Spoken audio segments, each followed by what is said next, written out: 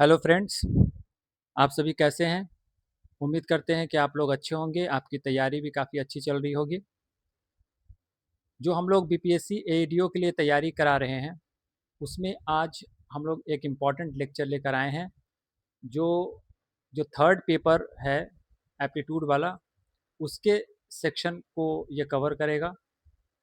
मैं उम्मीद करता हूँ कि अगर आप लोग इस वीडियो को देखते हैं, तो आप लोगों को बहुत कुछ सीखने को मिलेगा, नए ट्रिक्स जानने को मिलेंगे और आपके कॉन्सेप्ट्स भी बहुत क्लियर होंगे और साथ में आप अपने आप को टेस्ट भी कर पाएंगे।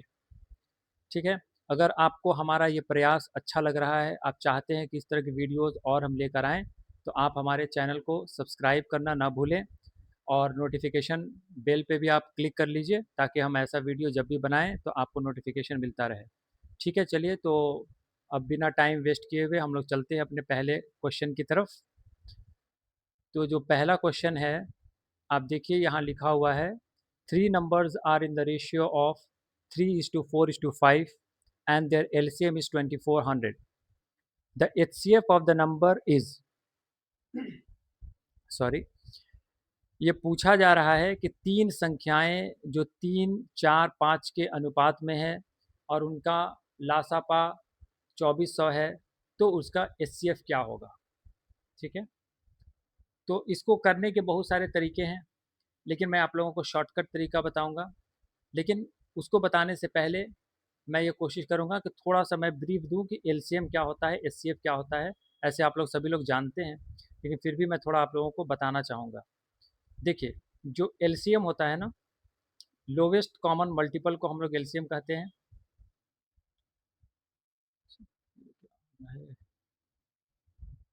लोवेस्ट कॉमन मल्टीपल को हम लोग एलसीएम कहते हैं।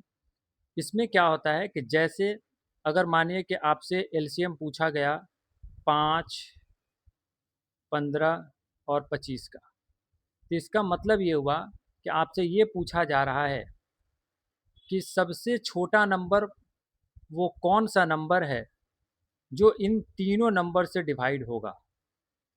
सबसे छोटा नंबर वो कौन सा नंबर है जो इस तीनों नंबर से डिवाइड होगा, इसी को हम लोग एलसीएम कहते हैं। तो इसका आंसर आपको क्या आएगा, इसका आंसर हम लोग कैसे निकालते हैं। जैसे देखिए यहाँ पे 5 है, इसमें भी 5 है, तो जो कॉमन है उसे एक बार लिखते हैं और जो नहीं है उसे भी लिखना होता है, तब जाकर एलसीएम निकलता है। तो यहाँ पे अब क्या होगा कि 5 तो था ही, 3 ले लिया, फिर यहाँ पे 2 5 है तो एक 5 को लिखना होगा। तो हमारे हिसाब से एलसीएम कितना आ जाएगा इसका, 75।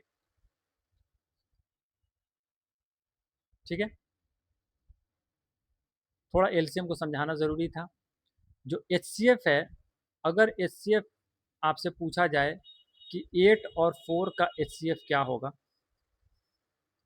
तो आप देखिएगा कि इसका मतलब ये पूछ रहा है कि सबसे बड़ा नंबर वो कौन सा नंबर होगा जो इस दोनों से, जो इस दोनों को डिवाइड कर रहा होगा, जो इस दोनों को डिवाइड कर रहा होगा। तो आप इसका आंसर आप कैसे निकालते हैं, जो कॉमन होता है सिर्फ वही इसका आंसर होता है। तो आप देखिएगा कि कॉमन कौन सा है, 4, इसका 4 एचसीएफ हो जाएगा। ठीक है। तो ये थोड़ा बेसिक कॉन्सेप्ट था। अब हम लोग क्वेश्चन की तरफ चलते हैं। लिखा हुआ है, three numbers are in the ratio of 3:4:5। तो हम लोग ये मान लिए कि ये नंबर जो है 3 ही है, मान लिया कि 4 ही है और मान लिया कि 5 ही है। अब देखिए इसमें कुछ भी कॉमन नहीं है ना, इसका मतलब इसका एलसीएम क्या हो जाएगा। अगर हमने मान लिया कि नंबर 3 है, 4 है और 5 है, तो इसका एलसीएम कितना हो जाएगा, आप देखिए 60 हो जाएगा। लेकिन ये कह रहा है, क्वेश्चन तो ये कह रहा है कि इसका एलसीएम जो है 60 ना होकर 2400 है। मतलब ये हुआ कि ये 40 टाइम्स मल्टीप्लाइड है। मतलब सारे नंबर में 40 हम लोगों को मल्टीप्लाई करना होगा। तो ये पहला वाला नंबर क्या हो जाएगा, 120, दूसरा नंबर क्या हो जाएगा 160, और तीसरा वाला नंबर क्या हो जाएगा, आपको 40 से जब मल्टीप्लाई करेंगे तो 200। मैंने इसी रेशियो में मल्टीप्लाई किया है। ठीक है। अब ये देखिए, अब क्या करना है कि इसी नंबर का हमें एचसीएफ निकालना है। जब एचसीएफ का मतलब क्या होता है कि सबसे बड़ा नंबर जो तीनों को डिवाइड कर रहा होगा, जब आप इसे निकालेंगे तो इसका आंसर आएगा 40। 40 ही सबसे बड़ा नंबर है जिससे 120, 160, 200 सभी एग्जैक्टली डिविजिबल है। ठीक है, तो इसका राइट आंसर हो जाएगा 40। मुझे लगता है कि आप समझ पाए होंगे। चलते हैं हम लोग अगले क्वेश्चन की तरफ। देखिए ये बहुत ही इंपॉर्टेंट क्वेश्चन है, एग्ज़ाम में पूछे जाते हैं, तो इसको आप देखिए कि कैसे हम लोग करते हैं। ये सवाल ये कह रहा है कि अ train is travelling eight 65 kilometre per our leaves Mumbai at 10 a.m. and another traveling at 75 km per hour starts at 12 noon in the same direction. How many kilometer away from Mumbai will they meet? एक train 65 kilometre प्रति घंटा की गति से सुबह 10 बजे मुंबई से चलती है और दूसरी ट्रेन 75 किलोमीटर प्रति घंटा की गति से दोपहर 12 बजे उसी दिशा में चलना शुरू करती है। मुंबई से कितने किलोमीटर की दूरी पे वे दोनों मिलेंगे? देखिए, जब भी इस तरह का सवाल आए जब भी इस तरह का सवाल आए कि एक ट्रेन आ रही है, एक ट्रेन जा रही है, कब ये एक दूसरे को क्रॉस करेंगे, या एक ट्रेन जो है किसी प्लेटफॉर्म पे एक व्यक्ति खड़ा है, उसको कितने देर में वो पास करेगा, वो व्यक्ति भी दौड़ रहा है उसी डायरेक्शन में, इस तरह के सवाल अगर आएँ, चाहे आपसे ये सवाल आए कि पुलिस एक चोर को देखता है और चोर उससे कुछ दूरी पर खड़ा है, पुलिस की स्पीड थोड़ा ज़्यादा रहेगी, तो फिर चोर को वो कितने देर में पकड़ेगा। जब भी समझिए कि टू ऑब्जेक्ट्स मूव कर रहे हैं, सेम डायरेक्शन में हो, ऑपोजिट डायरेक्शन में हो, तो आप वहाँ पे रिलेटिव वेलोसिटी के कॉन्सेप्ट को लगाते हैं। रिलेटिव वेलोसिटी के कॉन्सेप्ट को लगाते हैं। ठीक है, रिलेटिव वेलोसिटी क्या होता है? आप ऐसे समझिए कि जब भी अगर शॉर्ट में आप ये समझ लीजिए, जब भी दो बॉडी, मानिए कोई ए है, दूसरी बॉडी कोई बी है, अगर सेम डायरेक्शन में चल रहा है, अगर मानिए इसका speed x kilometre per our है, इसका y किलोमीटर पर आवर है, तो अगर सेम डायरेक्शन में ये दोनों चल रहा है, तो दोनों को रिलेटिव स्पीड जो होगी वो x minus y kilometre per hour हो जाएगा। वहीं अगर दोनों ऑपोजिट डायरेक्शन में चलेंगे, ये सेम डायरेक्शन के लिए, ठीक है, एक्स माइनस वाई मतलब सेम डायरेक्शन में माइनस होता है और ऑपोजिट डायरेक्शन में प्लस होता है, एक्स प्लस वाई। ठीक है, ये बहुत जगह पे ये कॉन्सेप्ट काम आएगा, आपको समझना है। ठीक है, अब देखिए इसी कॉन्सेप्ट से अब हम इस क्वेश्चन को बनाने वाले हैं।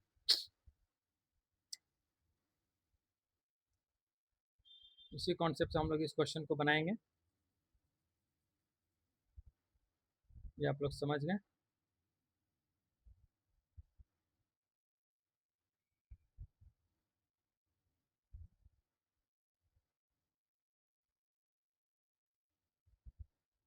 ठीक है,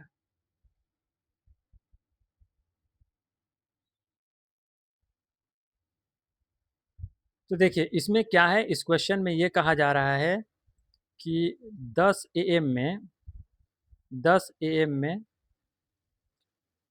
ये ट्रेन चलती है 65 किलोमीटर पर आवर की स्पीड से। ठीक है, मुंबई से चल रही है। दूसरी ट्रेन इसी सेम पॉइंट से 12 बजे चलती है, उसकी स्पीड 75 किलोमीटर पर आवर है, उसी डायरेक्शन में जा रही है। ठीक है, अब ये देखिए 12 बजे वाला ट्रेन का स्पीड ज़्यादा है और इसका कम है, तो ये पूछा जा रहा है कि जो 12 बजे चलने वाली ट्रेन है, एक तरीके से ये जो जो ट्रेन इससे पहले जो खुली थी 10 बजे वाली, उसको कब तक पकड़ लेगी, ये सवाल यही पूछ रहा है। तो देखिए हम लोग इसको रिलेटिव वेलोसिटी से बनाएंगे। यहाँ पर आप देखिए कि आपको ये पता है कि speed is equals to distance upon time. ठीक है, अब देखिए स्पीड के जगह पे हम लोग रिलेटिव स्पीड लेंगे। ठीक है, यहाँ पे देखिए यहाँ पे देखिए कि कितने घंटे का डिस्टेंस है, कितने घंटे का डिफरेंस है, तो आप देखिएगा 2 घंटे का। तो अब ये पूछा जाए कि देखिए सबसे पहली बात कि हम लोग देख लेते हैं रिलेटिव स्पीड, यहाँ पे लिख लेते हैं। रिलेटिव स्पीड क्या हो जाएगा, 75 minus 65 is equals to 10 kilometre per hour. 10 kilometre per hour relative speed हो गया। ठीक है। अच्छा, अब उसके बाद जो ए जो है पहले चला है, तो उसने डिस्टेंस कितना कवर किया है 2 घंटे में, जब ये चलना शुरू कर रहा है तो उसने डिस्टेंस कवर कर लिया है 65 की स्पीड से 130। ठीक है। अब यहाँ पे ये बोला जाएगा कि अब देखिए कि इसको कितना समय लगेगा 130 किलोमीटर जो डिफरेंस है उसको कवर करने में, क्योंकि ये दोनों चल रहा है, ये भी चल रहा है, ये भी चल रहा है। ऐसे में क्या होगा कि हमको time is equals to distance upon speed लेना होगा। डिस्टेंस कितना है 130, स्पीड कितनी है, तो रिलेटिव स्पीड हम लोग लेंगे 10। तो आंसर क्या आ जाएगा 13 घंटे में, 13 घंटे में वो लोग मीट करेंगे। लेकिन यहाँ पर घंटा ना पूछ के यहाँ पे पूछ रहा है कि कितने दूरी पे वो लोग मिलेंगे मुंबई से। तो अब क्या होगा distance is equals to speed into time. Speed कितना है, स्पीड आपको distance is equals to speed into time. लेकिन देखिए यहाँ पे क्या है, हाँ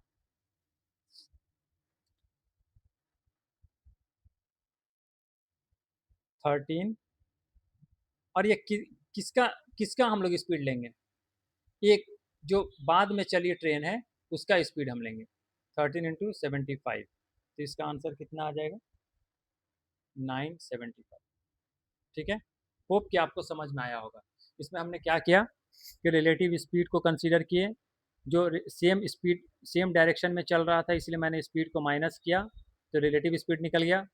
फिर जो पहली वाली ट्रेन चला था वो 2 घंटे पहले चला था, तो वो कितना डिस्टेंस कवर कर लिया था 65 की स्पीड से 130। अब इसी डिस्टेंस को कवर करना है दूसरे वाले ट्रेन को, तो उसको कितना देर लगेगा 13 घंटा। ठीक है, रिलेटिव स्पीड से चलेगा तो 13 घंटा उसको लगेगा। और तो इस 13 घंटे में जो दूसरी वाली जो ट्रेन है वो कितना डिस्टेंस को कवर करेगा, वही तो आंसर होगा 975। ठीक है। अब हम लोग चलते हैं अगले क्वेश्चन की तरफ।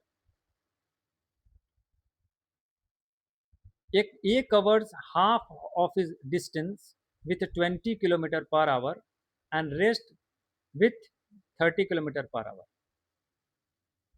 What is the average speed of A अपनी आधी दूरी 20 किलोमीटर प्रति घंटा की गति से और शेष दूरी 30 किलोमीटर प्रति घंटा की गति से तय करता है। ए की औसत गति क्या है। ठीक है, ये ऑप्शन दिया हुआ है। देखिए पहले तो हम आपको ये समझाएं कि जो एवरेज स्पीड होता है, जो एवरेज स्पीड होता है वो होता है total distance upon total time. Total distance upon total time.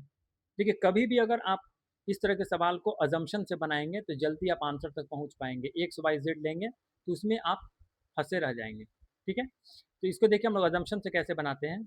जैसे देखिए क्या है कि एक की स्पीड 20 है, एक का स्पीड 30 है, और आधा आधा डिस्टेंस को उसने कवर किया है इसी स्पीड से। तो हम क्या करेंगे ना कि जो दोनों का मल्टीपल होगा उसे हम डिस्टेंस मान लेंगे। ये मान लेंगे कि जो डिस्टेंस है वो 600 किलोमीटर का। ठीक है, ये मान लूंगा मैं। अब देखिए इसका मतलब ये हुआ कि जो 300 किलोमीटर का जो जर्नी है वो 30 किलोमीटर पर आवर की स्पीड से कवर कर रहा है, और 300 किलोमीटर की जो जर्नी है उसे 20 किलोमीटर पर आवर की स्पीड से कवर कर रहा है। अब इस फॉर्मूले में हम डाल देंगे टोटल डिस्टेंस कितना है 600, और टोटल टाइम कितना लगेगा। तो देखिए टोटल टाइम यहाँ पे देखिए आप 300 किलोमीटर 20 किलोमीटर पर आवर की स्पीड से 15 घंटा लगेगा, और यहाँ पे 300 किलोमीटर 30 किलोमीटर पर आवर की स्पीड से 10 घंटा लगेगा। तो अब यहाँ पे देखिएगा 600/25, आंसर कितना हो जाएगा 25 दो 50, 24। आंसर हो जाएगा 24 किलोमीटर पर आवर। ठीक है। अब आगे के सवाल की तरफ चलते हैं। देखिए ये भी पुलिस मैन और थीफ वाला सवाल है। A policeman sees a thief at a distance of 200 meter from him. He starts chasing the thief. The thief and the policeman run at the speed of 10 km per hour and 11 km per hour respectively. What will be the distance between them after 6 minutes? एक पुलिसकर्मी को अपने से 200 kilometre की दूरी पर एक चोर दिखाई देता है और चोर का पीछा करना शुरू कर देता है। चोर और पुलिसकर्मी क्रमशः 10 किलोमीटर प्रति घंटा और 11 किलोमीटर प्रति घंटा की गति से दौड़ते हैं। 6 मिनट बाद उनके बीच की दूरी क्या होगी? ठीक है, ये भी सवाल रिलेटिव स्पीड से हम करेंगे। तो देखिए यहाँ पे क्या होगा कि दोनों का रिलेटिव स्पीड क्या होगा? रिलेटिव स्पीड दोनों का क्या होगा?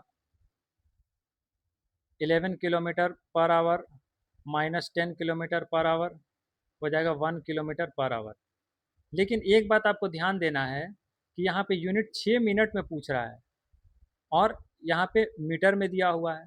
तो हम लोग बेहतर होगा कि इसे हम लोग मीटर पर मिनट में कन्वर्ट कर दें। तो मीटर पर मिनट में कन्वर्ट करने के लिए क्या होगा? 1 इंटू 1000, किलोमीटर को मीटर में कर दिया 1000 से मल्टीप्लाई करके, और आवर को मिनट में कर दिया 60 से ये करके, मीटर पर मिनट। ये रिलेटिव स्पीड हो जाएगा। इसका मतलब 100/6 मीटर पर मिनट स्पीड हो गया। तो अब क्या है कि डिस्टेंस कितना है? डिस्टेंस दिया हुआ है टोटल 200, दोनों के बीच की दूरी 200 दी हुई है। अब बोला 6 मिनट के बाद इनके बीच का डिस्टेंस कितना रह गया? तो 6 मिनट में कितना डिस्टेंस कवर करेगा?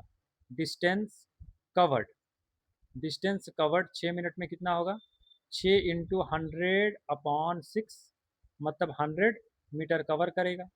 जब 100 मीटर कवर कर लिया, टोटल 200 है, तो कितना डिस्टेंस बचा रहेगा? 100।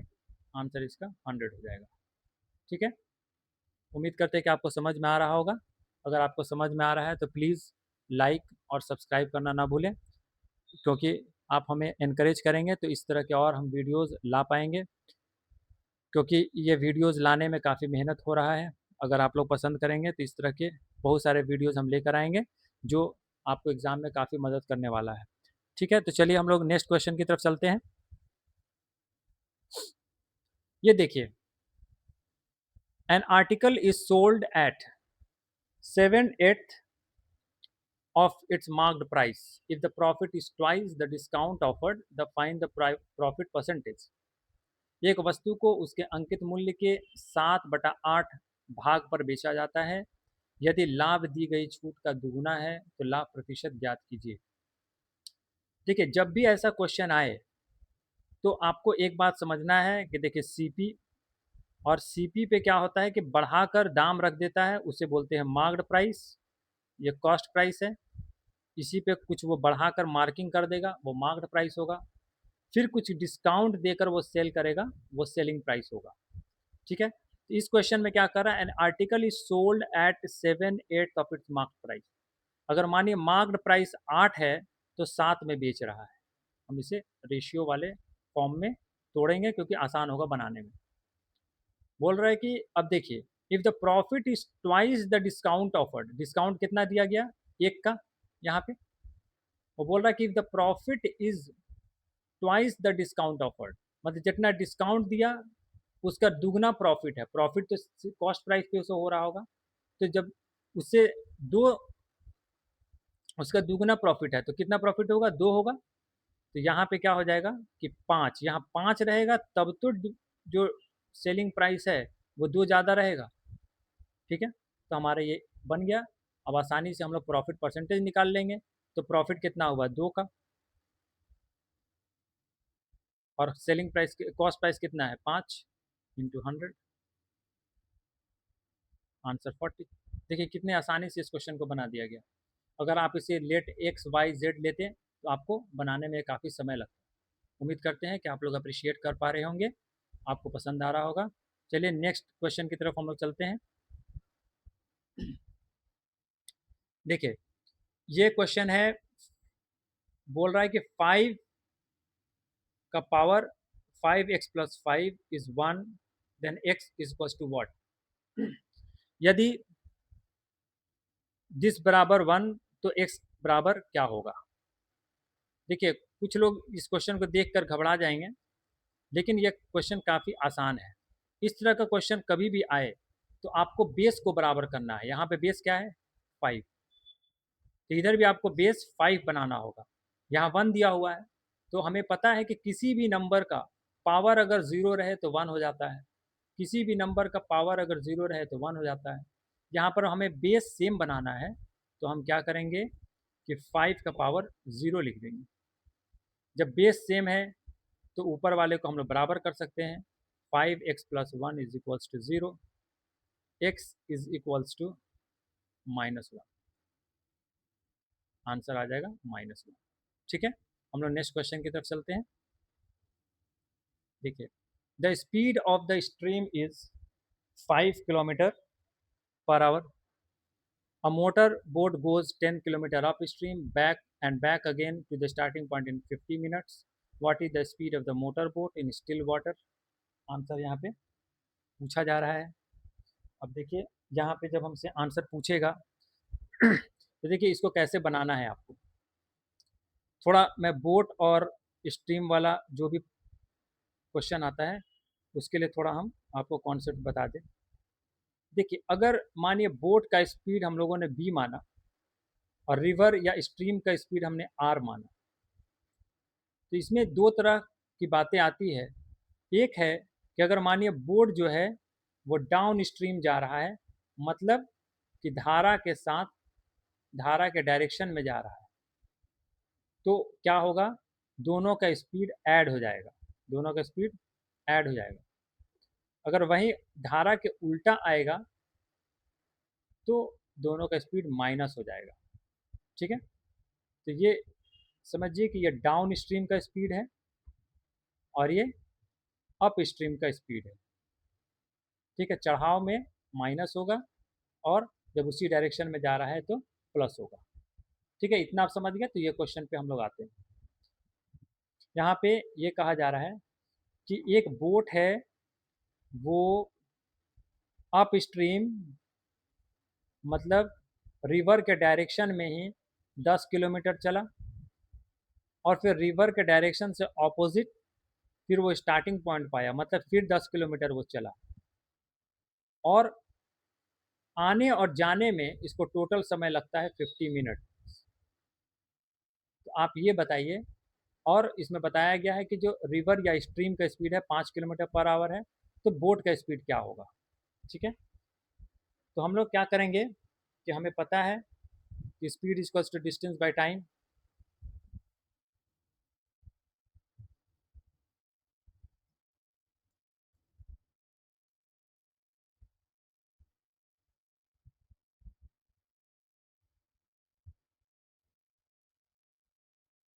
ठीक है,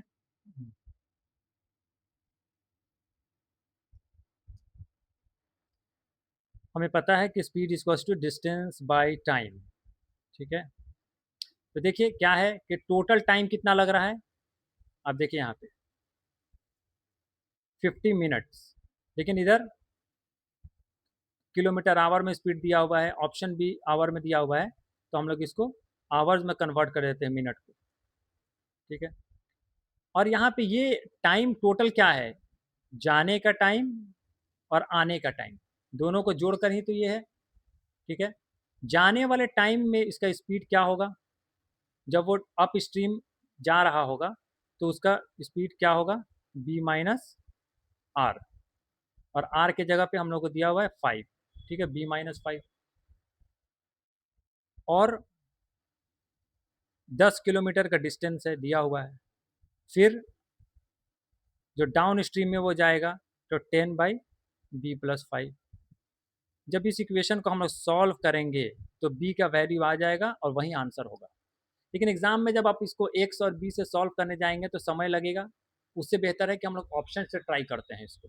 ठीक है, इसको आप सॉल्व करेंगे तो आंसर आ जाएगा। इसको ऑप्शन से हम लोग देखिए ट्राई करते हैं। तो देखिए अगर यहाँ पे हम 20 डालते हैं तो 10/15 हो जाएगा और प्लस 10/20 हो जाएगा। 15 और 20 का जब आप एलसीएम निकालेंगे तो आपको देखिए, यहाँ पे अगर हम आपको ये बता रहे हैं कि यहाँ पे 10 किए और 10/15 हो गया और यहाँ पे 10/25 हो गया। जब ये दोनों का एलसीएम नीचे निकालेंगे तो 75 हो जाएगा।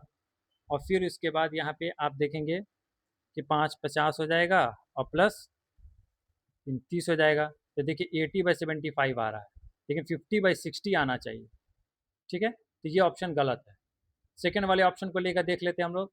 10/25 - 20, 25 - 5 तो 20 होगा, और फिर 10/25 + 20 तो 30 होगा। देखिए आप इसको करके देखिए, ये 60 हो जाएगा, 30 + 20 हो जाएगा, आंसर हो जाएगा 50/60। आ रहा है ना, ये दोनों मैच कर गया। मतलब जो सेकेंड वाला ऑप्शन है वो हमारा आंसर होगा। ठीक है, जिनको ये बात ना समझ में आए ऑप्शन वाला, तो वो लोग इसे सॉल्व करके आंसर ला सकते हैं। ठीक है, नेक्स्ट हम लोग चलते हैं अगले क्वेश्चन की तरफ। देखिए ये भी एक फेवरेट क्वेश्चन है जो हर एग्जाम में पूछे जाते हैं कि जैसे अगर मानिए कि एक जार है, उसमें समझिए मिल्क रखा हुआ है। अब उस मिल्क से 5 लीटर हमने मिल्क को निकाल दिया, फिर इसमें हमने वाटर को मिला दिया, और ये प्रोसेस को हमने 3 बार किया या 2 बार किया। तो अब वाटर और मिल्क का रेशियो क्या होगा? इस तरह के सवाल पूछे जाते हैं, इसी टाइप का ये सवाल है। ठीक है, तो यहाँ पे देखिए 8 liters petrol are drawn from the barrel containing pure petrol and is replaced with kerosene. This is repeated 3 times and the ratio of petrol and kerosene becomes 216 ratio 296. How much petrol was there initially? शुद्ध petrol वाले barrel से 8 litre petrol निकालकर उसकी जगह kerosene डाला जाता है। यह प्रक्रिया 3 बार दोहराई जाती है और पेट्रोल और केरोसिन का अनुपात 216:296 हो जाता है। शुरुआत में पेट्रोल कितना था? देखिए मान लिया हमने कि पेट्रोल जो शुरुआत में था वो पी लीटर था। ठीक है, इसके लिए एक आपको फॉर्मूला याद रखना है जो एकदम शॉर्टकट है। जैसे मानिए कि अगर ओरिजिनल जो क्वांटिटी है वो अगर मानिए पी है, उसमें से अगर 8 लीटर निकाल लिया गया, 8 लीटर निकाल लिया गया इसी क्वेश्चन के अकॉर्डिंग, तो क्या होगा कि अब इसके बाद 3 बार ये प्रोसेस को रिपीट किया गया, तो उसके बाद जो है पेट्रोल उसमें कितना रह जाएगा? तो वो हो जाएगा आपको P-8/P, और जितना टाइम्स किया गया है वो पावर में जाता है। ठीक है, तो अब यहाँ पे क्या होगा कि इसमें पेट्रोल कितना रह गया, तो ये हम लोग रेशियो आराम से इससे निकाल सकते हैं। ये फॉर्मूला आप हमेशा याद रखेंगे। ठीक है, तो अब यहाँ पे क्या है कि फाइनल जो ये बता रहा है कि 216/296 है, तो ये पेट्रोल और केरोसिन का रेशियो है। ठीक है, तो पेट्रोल जो है वो टोटल सॉल्यूशन में कितना है? तो पेट्रोल है 216, और टोटल मिलाएंगे क्योंकि ये नीचे वाला केरोसिन का है, दोनों को अगर ऐड करेंगे हम लोग 216 + 296, तो आंसर आएगा 216 + 512। ठीक है, अब देखिए यहाँ पे क्योंकि क्यूब है तो हम लोग इसको भी क्यूब में आसानी से लिख सकते हैं। तो हो जाएगा आपको 6/8 का क्यूब। अब देखिए क्या है कि हम लोग इस दोनों इक्वेशन को कंपेयर करेंगे। 6/8 क्यूब, देखिए इसको हम लोग ऐसे शॉर्ट में लिख सकते हैं, P/P - 8/P का क्यूब। P/P कट गया, मतलब हम लोग इसे लिख सकते हैं 1 - 8/P का क्यूब। हो सकता है ना? अब देखिए 1 मिनट, थोड़ा स्पेस नहीं है, मैं स्पेस थोड़ा ले लेता हूँ। 1 मिनट। हाँ, अब यहाँ पे इरेज करते हैं।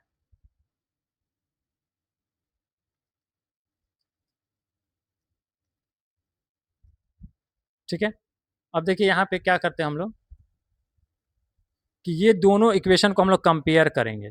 1 - 8/P cube is equals to 6/8 cube. क्या होगा? दोनों तरफ से क्यूब को हम लोग हटा लेंगे।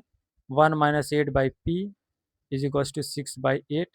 जब आप इसे सॉल्व करेंगे तो P is equals to 32 litres आ जाएगा। ठीक है, चलिए हम लोग चलते हैं नेक्स्ट क्वेश्चन की तरफ। Two taps A and B together can fill a pot in 20 minutes and tap A alone can fill it in 30 minutes. Find in how much time tap B alone can fill the pot. दो नल ए और B मिलकर एक बर्तन को 20 minute में भर सकते हैं और नल ए अकेले इसे 30 मिनट में भर सकता है। नल बी अकेले बर्तन को कितने समय में भर सकता है? देखिए, इसके लिए बहुत ही अच्छा कॉन्सेप्ट मैं बताने वाला हूँ। इस तरह के क्वेश्चन कभी भी आएंगे तो आप नहीं फंसने वाले हैं। ठीक है, तो कभी भी इस तरह के सवाल आए तो देखिए आप कैसे बनाना है। देखिए, ए और बी दोनों मिलकर 20 मिनट में टैंक को फिल कर रहा है और जो ए है वो अकेले जो है 30 मिनट में कर रहा है। तो कभी भी क्या होता है कि अब इन लोग को काम कितना करना है, वर्क कितना करना है, वो निकालने के लिए हम लोग एलसीएम निकालते हैं। तो अगर जो एलसीएम निकल जाएगा ना तो वही वर्क डन होगा। ठीक है, तो इसका कितना हो जाएगा 60, एलसीएम दोनों का निकालेंगे तो। और जब यहाँ पे क्या है कि ये कितने टाइम्स है 60 30 का, तो 2 टाइम्स है, तो यही इसकी एफिशिएंसी होगी ए का। और ए प्लस बी का एफिशिएंसी कितना होगा 60/20 तो 3। अब देखिए ए की एफिशिएंसी 2 है, ए प्लस बी की एफिशिएंसी 3 है, तो हम ये कह सकते हैं कि बी की एफिशिएंसी 1 है और वर्क डन बाय एफिशिएंसी यही तो होगा कि कितना टाइम लगेगा। तो बी को कितना टाइम लगेगा, वर्क टोटल कितना करना है 60, एफिशिएंसी कितनी है 1, तो 60 डेज टाइम लगेगा, 60 मिनट्स टाइम लगेगा। ठीक है, आंसर 60 मिनट हो जाएगा। मैं उम्मीद करता हूँ कि आप लोगों को ये पसंद आया होगा। ठीक है, हम लोग नेक्स्ट क्वेश्चन की तरफ चलते हैं और आज का लास्ट क्वेश्चन होगा वह देखिए इसमें भी एक अच्छा कॉन्सेप्ट आप लोगों को बताऊंगा। If marked price of shoes is rupees 1200, then what will be the selling price of shoes after giving two successive discount of 100%? यदि जूते का अंकित मूल्य 1200 रुपये है तो 10% की दो क्रमिक छूट देने के बाद जूते का विक्रय मूल्य क्या होगा? देखिए, इस क्वेश्चन में लोग गलती ये करते हैं कि 10% और 10% मान लेते हैं कि डिस्काउंट 20% का है, लेकिन ऐसा नहीं है। देखिए, मैं इसे एग्जाम्पल से समझाता हूँ। अगर मानिए कि किसी का प्राइस 100 है तो उसे 10% का छूट दिया गया तो कितना हो गया 90। अब फिर इसे 10% का इस पे छूट दिया गया तो अब कितना होगा 81। तो देखा जाए तो इफेक्टिवली डिस्काउंट कितना हुआ 19% का। ठीक है, अब ये 19% या तो आप ऐसे निकाल लो या नहीं तो इसके लिए एक आप ये टेक्निक लगा सकते हैं कि एक बार डिस्काउंट हुआ -10%, फिर दूसरी बार डिस्काउंट हुआ -10% और फिर इसका -10 इंटू -10/100 जब आप करेंगे तो -10 -10 प्लस 1 इज इक्वल टू -19%, मतलब 19% का डिस्काउंट हुआ। ठीक है, तो आपको ये बात समझ में आ गया कि इस क्वेश्चन में इफेक्टिवली डिस्काउंट कितना मिला 19% का। तो जो तो इसका मतलब क्या हुआ कि जो सेलिंग प्राइस होगा वो 81% ऑफ 1200 होगा। देखिए, इसे इसे कट कर लीजिए, 12 इंटू 81 जब आप करेंगे तो देखिए ये तो ऑप्शन होगा नहीं, ये भी होगा नहीं, ये भी होगा नहीं, ऑप्शन ये हो जाएगा 972। ठीक है, आप ऑप्शन को ज़रूर एलिमिनेट कीजिए, आपका बहुत समय बचने वाला है। ठीक है, मैंने पिछले वीडियो में आप लोगों को डिजिट सम का ट्रिक्स बताया था, आप उसको ज़रूर हर ऑप्शंस में लगाने की कोशिश कीजिए प्रैक्टिस के दौरान। अगर आप एग्ज़ाम में डायरेक्टली लगाने जाएंगे तो गलती होने के चांसेस है, लेकिन आप खूब प्रैक्टिस कर लेंगे तो एग्ज़ाम में आपका ये सारा ट्रिक्स बहुत समय बचाने वाला है। ठीक है, तो उम्मीद करते हैं कि आप लोगों को ये लेक्चर पसंद आया होगा। फिर आपसे मिलेंगे अगले वीडियो में, तब तक के लिए good bye, all the best, thank you very much.